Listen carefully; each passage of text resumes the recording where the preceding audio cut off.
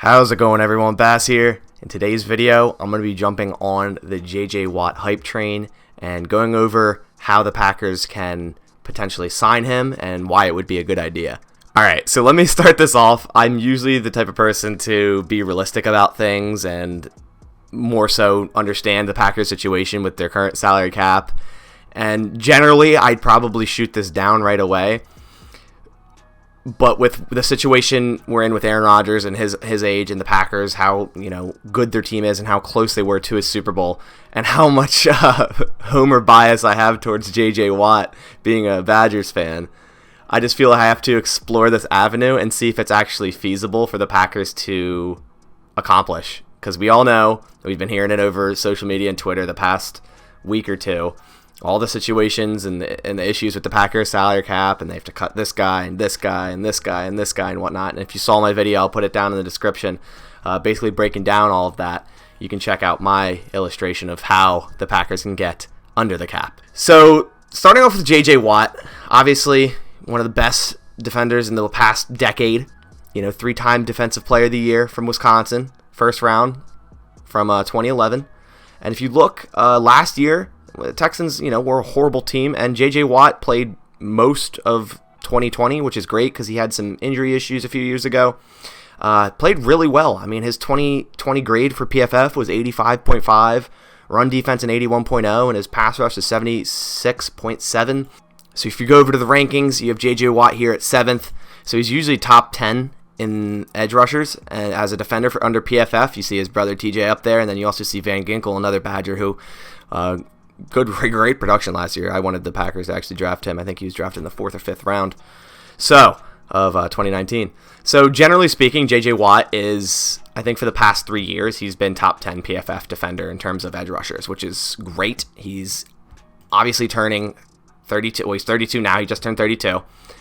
And he's on the backswing of his career. And he's said himself, he's not looking to join a team that's going to rebuild. He's not looking...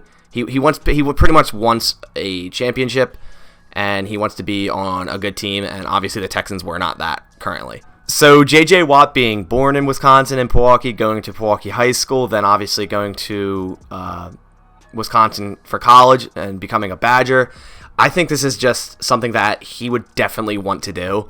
And this is basically going to be the only way that this is going to happen, is if J.J. wants it to happen as well, and he's willing to work out a deal to allow it to happen for the Packers in 2021. Because if he's looking to get his $12+ million a year, and he's 100% wants that as his total money for this, every year for the next 2-3 years, whatever deal he gets, it's not going to happen. Straight out of the gate, it's not going to happen. But if he works with the Packers and wants to come back to Wisconsin, which he's said he wants to kind of play out in the Midwest type area, so if he wants to do that, which it seems he does, the Packers can make this happen. Russ Ball can make this happen. The guy's a genius. Now, the Packers usually don't do things like this. They're not the type to kind of run a really backloaded contract and potentially hurt the team in the future. But I think everyone, including the Packers front office, is beginning to realize the time they have left with Aaron Rodgers and just winning an MVP. You gotta support him with talent. I think J.J. Watt is a great piece for this defense and could probably move them over that edge, especially with new defensive coordinator Joe Barry, a new defensive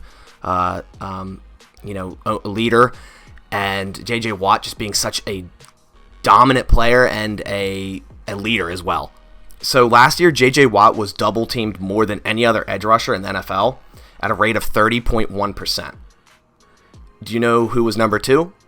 That's Zadarius Smith at 27.2%.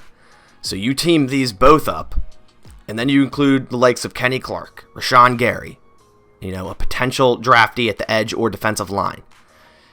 You can't double team both Z and Watt every play. It's not going to happen, and teams will not be able to do it. And I think JJ would add just so much versatility to this Packers front seven, and so much dominance that the Packers have been missing. If you look at what the Bucs had and their dominance in their defensive line against the Chiefs, absolutely destroyed the Chiefs' offensive line. Patrick Mahomes was running for his life all day. I think J.J. Watt is a type of signing for the Packers front seven that could produce things like that.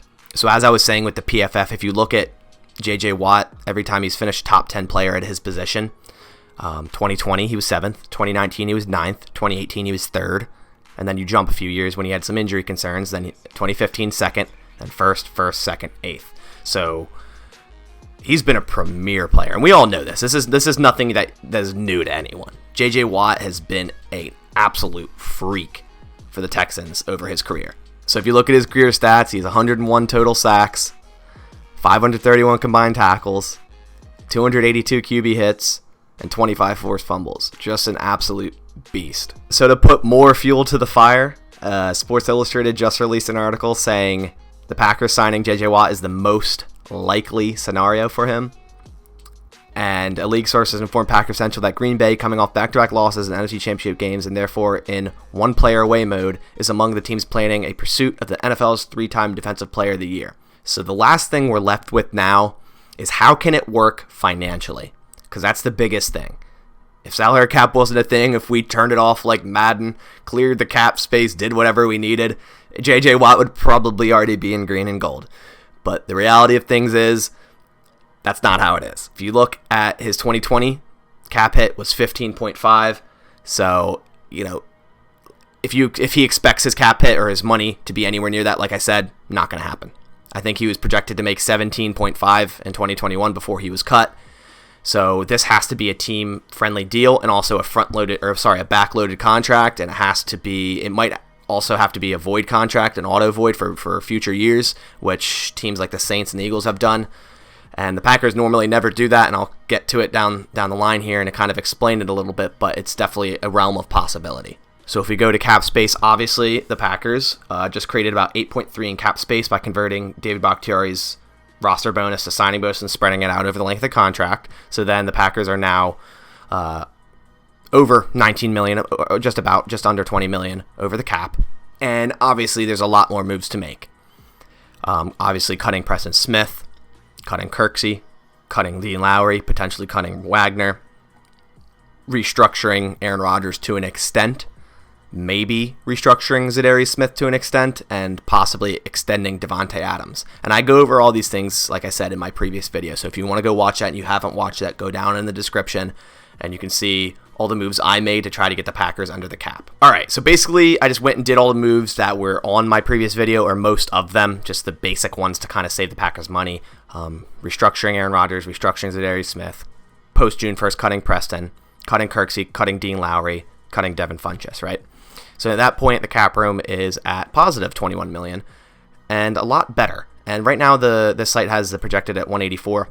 I could see it being around that, maybe 180, 182, something around there. So again, these are all estimations. These are all, just brief guesses, I guess you could put it as. So I don't want to go too much into detail with this. You can just watch my previous video for that. But I wanted to kind of just mimic what I did. And this is without signing Lane Taylor, which I did in that video, Mercedes Lewis, and then also, I forgot one thing, second round RFA tender, Tunyon. There we go.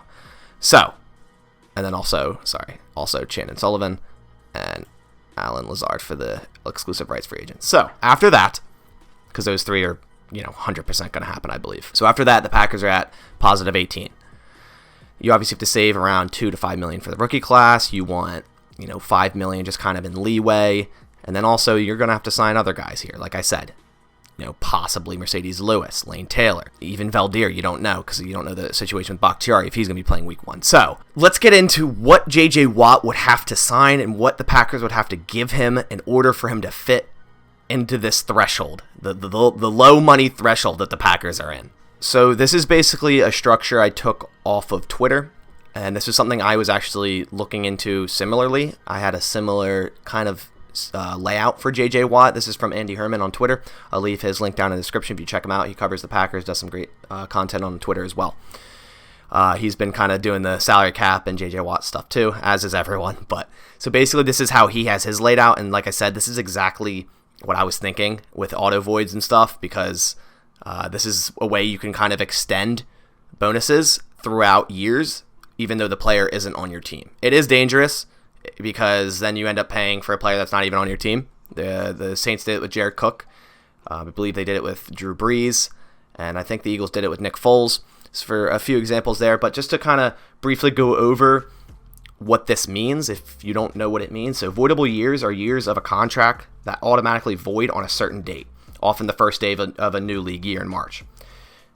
Clever and cap-strapped teams like the Philadelphia Eagles, New Orleans Saints have put voidable years into contracts to help manage salary cap hits in recent seasons. Voidable years are a way for teams to spread a signing bonus over multiple years while effectively only giving the player a 1-year or short duration contract. J.J. Watt, 2-year deal, right? The downside, if the contract actually does void, the team takes the cap hit for any remaining bonus and the player becomes a free agent. This is dead money, right? It can add up and make it challenging to field a competitive roster, and they run the risk of losing the player in free agency. Accordingly, a team may try to extend the player before the void date to avoid the player hitting free agency and the dead money hit, which is also possible, but J.J. Watt, of course, just turned 32. I think this 2-year deal is exactly what I was thinking. A low cap hit year 1, a heavier one in year 2, and then avoid paying the remaining of his money. I think that's totally worth it for a player like J.J. Watt. 3-time defensive player of the year, as I was saying, would add so much to this defense. So you have 2 auto void years, 2023 and 2024. He would be, 34, 35 years old? So, that's not that big of a deal. And we don't know what the salary cap's going to go up to next year. It still might not raise as much as it would if COVID never happened, which it probably won't. But this is a way you can sign J.J. Watt to this football team without dishing out 14, 15 million as a cap hit for 2021, which is not going to happen. So if they run this deal, right, and it's a 6 million cap hit for 2021, you subtract that from where we are with my estimation, and you're still at positive 12 million. You can still sign Lane Taylor to a cheap, vet minimum deal. You can still sign Mercedes Lewis to a vet minimum deal, and you can still sign other people. I have a video explaining the free agents Packers should target. This was before J.J. Watt got cut, so he's not in that video, but there's the likes of players like James White, which I really like, Jason Verrett, corner, I really like. So if you want to go look at that, I'll also put that video down in the description, and basically that's going to go over the salary cap implications on certain free agents, what their evaluation is, and what the Packers could end up paying them. Length of deal, and I basically go over their PFF rankings as well and explain why it would be a good signing for the Packers. But this video is solely just for J.J. Watt because I kind of wanted to give my input and my outlook and what would be possible and what could actually work, because it's a little different than just saying sign J.J. Watt, they can do it, cap doesn't exist. I'm not one of those type of people. I want to actually dig down, go into the analyze and go into the numbers, go into what actually can work and see if it's feasible, which it is. It is if that contract is laid out just like this one, and there's void years, and the cap hit in 2021 is low. I said it the moment he was cut. I said this is going to be extremely difficult for the Packers to pull off, but if it's a backloaded contract, potentially has some voidable years, and his cap hit in 2021 is between 6 and 8 million, it can be done. And as we can see, that's something that is a realm of possibility.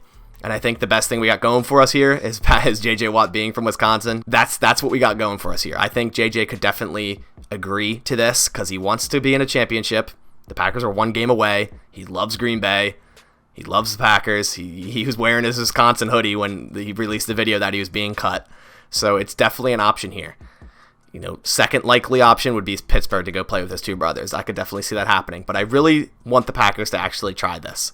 And I think this is just a time where they kind of need to and really make that push and that edge. He'll be such a defining player on that defense. Adding J.J. Watt will do more than any draftee for this upcoming draft class. And that's a fact. So that's about going to do it for today. I want to hear your thoughts down below. Do you think signing J.J. Watt is a good idea?